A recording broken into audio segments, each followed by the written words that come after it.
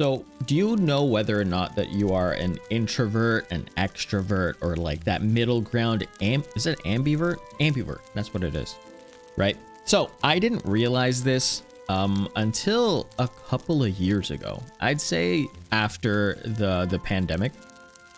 I never really knew if I was an introvert or extrovert.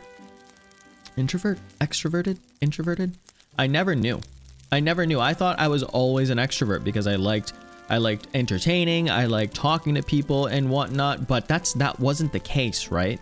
And I just realized that being an introvert or an extrovert or whatever is about like really like how you recharge your energy and whatnot. And how you I don't know if it's like how do you interact with people. Introverts still interact with people fine, right? And extroverts just enjoy it more enjoy it more. And you can be in the middle. You can have introverted introverted quirks while you're an extrovert, and then the vice versa. You can have extroverted quirks while you're an introvert. So for me, I am an introvert. I realize that. I'm more in the middle, right? I'm more of like in the in between. But the way that I recharge myself, I hate with a passion hearing other people's voices when I have to recharge. And if I've had too much of that, then I can't handle it, right? So streaming is a very good thing for me because I like to play video games, but I also just yap all the time. I just yap and yap and yap, and I don't hear anybody else in the background, right? What I hate the most, or what I dislike when it comes to recharging and like doing other, like what really gets me burnt out is having to listen to other people while I'm while I'm recharging. That's the main thing. So when I'm doing like collabs and stuff and I have to pay attention to other people and what they're saying and whatnot, I start having to get these I like to be very aware. Like I'm very self-aware of what's happening inside of me, but I also have this, like, I don't know if you call this a red flag or a beige flag. We can talk about flags later, actually. Not this podcast, but like probably the next one or the one after that. But my beige flag is that I'm very considerate of other people's kind of well-being, to the point where I kind of overthink and kind of then starts to drain myself very much, and it affects my mood, right? So when I do collaborations with other people, that really does drain me the most, because I have to kind of wonder, okay, is this collaboration going well? Like what's going on with this collaboration? Like are they having fun? And that's always in the back of my head, and it's even more so when I hear them talk, because I can hear the intonations of their voice. I start to double think. I start to triple, quadruple, quintuple think about what's happening and whatnot. That really does take a lot more energy, versus like when I have to just hear myself yap. The only thing I can hear is my voice, and it's just like, well, okay, I like my voice. I comforting, narcissistically like my voice. Again, I don't know if it is like I don't know if narcissism used in that kind of context where, you know, to love yourself, I don't know if it's like a beige flag or a red flag or even a green flag. I'm pretty sure it's not a green flag. But anyways, we're getting off of topic here as per usual. But I am an introvert. So I found out that I was an introvert when I started to realize, like, I was starting to ask questions. I'm like, what the heck? Like, why don't I like to answer the phone? By the way, I hate when I'm not expecting a phone call from anyone or anyone or a company. I don't answer the phone. There's voicemail for a reason. If I'm not like, you know, if I'm not expecting anything, you're leaving a voicemail and then you're telling me exactly what's going on. I like text messages a lot more. I can actually converse in text messages a ton. So much faster, so much better. And if it's a one-on-one conversation, I can definitely do that better. with chatting, either or. Like I can chat one-on-one, but if it's way too many people, it starts to get very bogged down, I guess, and I have to pick and choose who I'm kind of listening to. And usually that's the person that's either the one that's been carrying the conversation, or the one that I can hear more clearly than the rest, right? So usually it's the person beside me or the person that I'm in direct conversation with. So if there's a conversation between the two of us and there's a lot more conversations going around us, I will hyper fixate on the person talking to me, because that's the person that's currently engaged in conversation with me, right? Everything else is just out in the wayside, and that's who I want to concentrate on, right? So it's very, very pinpointed, and that's what makes me that lessens the anxiety of being an introvert for me. Lessens the anxiety because at least one person is getting my attention, and it also helps me kind of muffle all of the background noise around, right? So there's this one TikTok, I don't know who it is, but like this one person keeps releasing CIA tactics. I don't know if you've seen it, but it's this one guy with the cool hair, right? The cool hair, curly hair, dark skin, and they talk about CIA tactics, CIA secrets, and the way that they like choose the CIA agents. They're like, oh yeah, like if you want to be a CIA agent, you have to be very, very prone to anxiety, because or have some sort of anxiety kind of disorder, because those types of people actually are more observant about their surroundings and very, very meticulous in detail, right? So they like to choose those people because you can't train that. You can train the skills to be a CIA agent or something, but you can't train being meticulous and very, very detail oriented. That comes with the lifestyle of being anxiously like kind of a prone. So what their training is not, and the training that they do, and again, this is not my information. This is the person that was on that talk. They said, or they revealed, I guess, I don't know if it's true or not, but they stated that the way that like they would get these anxiously driven people, and they would control and give them tools and skill sets to kind of hone in and make sure that their anxieties are in check at all times, right? So for us, like for people that are anxiously, prone, when you concentrate on too many things, you start to get anxious everywhere, because you're trying to control a lot of facets, but you can't control everything around you, right? So the smaller that you make that concentration and the smaller you make that bubble, the easier it is for you to control your anxiety, because you're concentrating less and less and less on other things that you can't control, and you're concentrating on what you can control, and it becomes like this bubble, like becomes this really very focused, inner focus way to think about, to control your anxiety. And then as you're talking to someone, and you just expand that to the things that you want to concentrate on.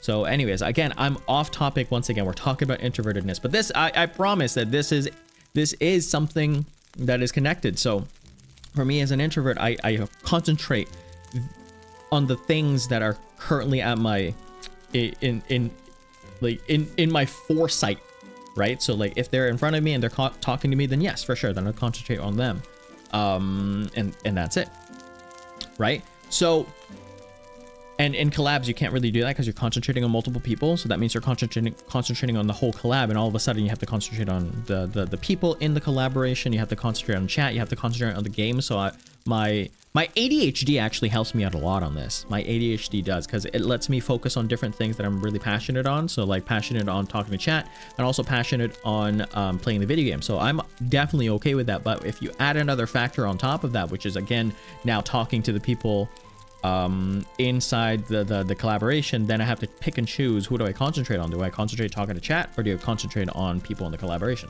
So that gets me again, kind of drained, right? And the way that I heal from that or recover from that is to just not talk to people at all. Oh, hiccups. Gosh, it's always hiccups. It's always hiccups. So, as an introverted person, I have extroverted skill sets, right? So I talk to people often for my job, for my day job as well. I talk to clients nonstop on the day if it's like super busy, but I do have a client-oriented, oh my gosh, a client-oriented job. I got a text message so fast. I do have a client-oriented job. And so I've learned the tactics to kind of have enough energy for that job, and it doesn't feel like it's draining me as often just because it is a job now for me. So it's okay, but once they start talking about small talk and that's not part of my kind of regime, I'm like, this is not part of the conversation that I was supposed to have with you. I did not put enough time on this, and I start to being like, oh man, am I gonna get tired throughout the day? What's going on? So yeah, so that's on my side. So I figured out that I was an introvert when I didn't want to answer the phone calls because I wasn't expecting that, right? This is all, like, as I said before, even though it sounds kind of everywhere, it does have a way to go. So I like to have things kind of organized in a way like, I have enough energy for this, let's go ahead with this. And if there's anything that bothers it, then it's just a way too much for me, right? Or I get very tired very easily. So that's how I figured it out, right? I also figured it out, and I didn't notice this. I thought I just didn't like parties at all, but I didn't like going to parties, not a single bit. And it's not even the fact that I don't like big crowds. It's not that. I go to wine and cheesers all the time for my workplace when there's an event that I have to go for work. There's no more events now just because obviously, like, after the pandemic, things kind of like subsided a bit in terms of those events. There are still some events that I would frequent, but not as often as I would like back in the past. But like I would go to wine and cheesers because that's like for work. I would go to conferences, again, that's for work. And I go to Comic-Cons, and I like going to New York City, Chicago, Atlanta, all these bigger places. I like to go there because these are interests of mine. These are my type of crowds, right? So I like going there because like I'm very comfortable in the environment. I even go on stage, right? So I'm a theater kid. I go on stage and I just perform, and that's completely fine. I'm a streamer. I also perform. It's just like that. It's fine for me. But if it's something that I'm not used to, like going to like the DMV and like waiting in line, there's a billion people in line. I have to figure out, okay, who's next? What's next? You have to pick up that car. Like you have to pick up that little like number thing. Like that gets me more stressed out than having to perform in front of hundreds upon hundreds, nearly thousands of people on a nightly basis. That, like, I'm not saying my streaming, like I'm talking about like when I was in theater, then there was like 500 to 600 people in the crowd while you're performing, right? So like that one number and waiting for my point in line scares me more, gets me more drained than going out and doing stage performances. Why? Because there's a lot of unknowns in that one number. In my head, you think that it might not be, right?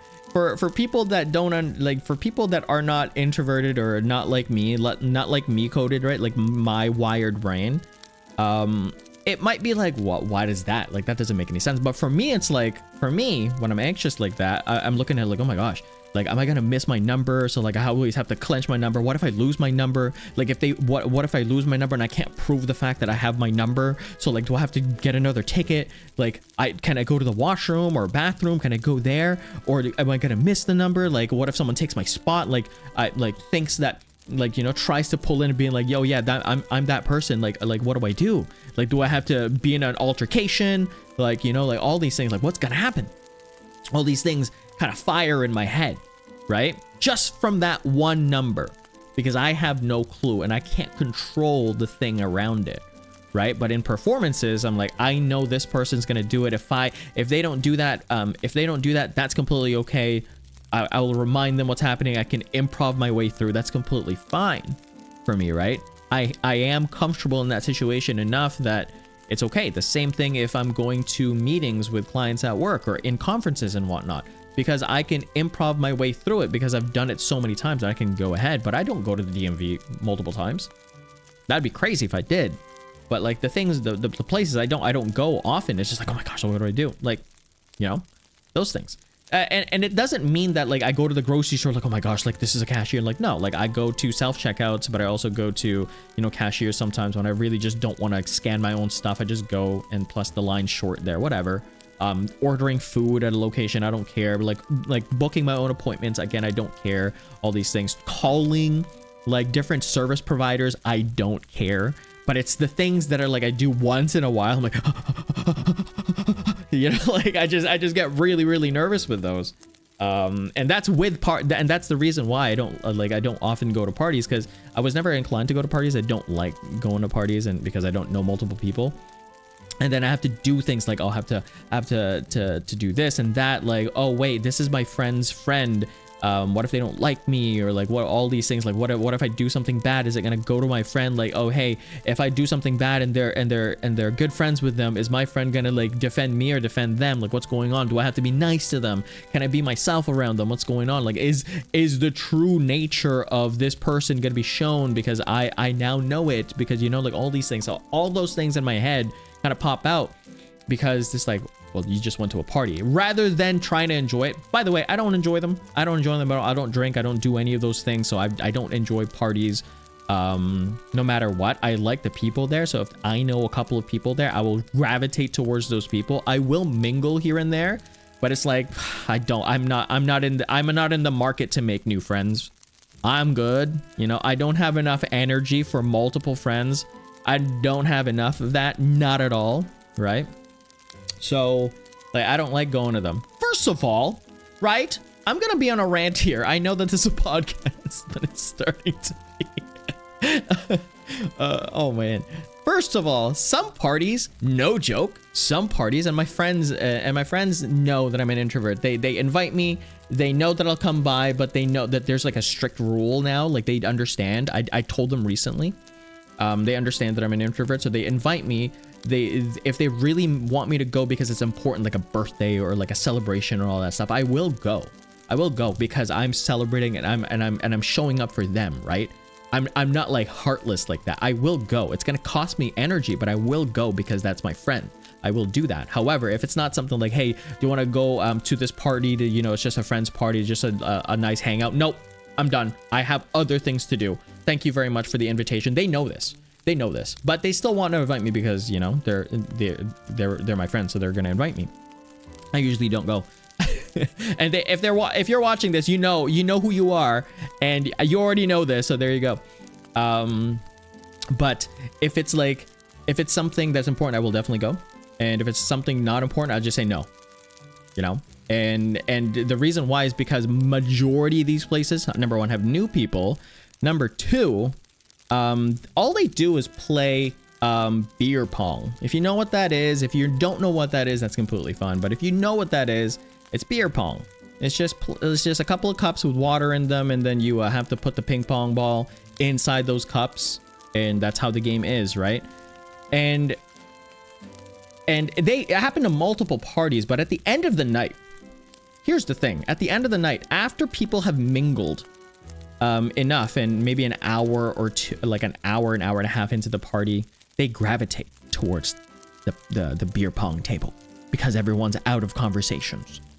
And then they just stay there, and then you just watch, and I'm just there, and I'm just like, dang, okay, well, I think it's my time to leave. And that's where I start leaving parties. Like, when I have to go to a party, I'd leave there, right? This started off as like, am I an introvert, an extrovert? All you need to know is that I am an introvert, and I want to know what yours is. Do you know what yours is? Are you an introvert? Are you an extrovert? And what kind of quirks do you have in terms of that? I like to recharge by just like hugging my dogs, and that's it.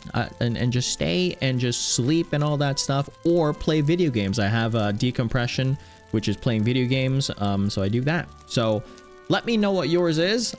This became a bit of a rant, but that's okay, because you know what? I'm just putting up the things that, you know, make me me. So yeah, there you go. Bye.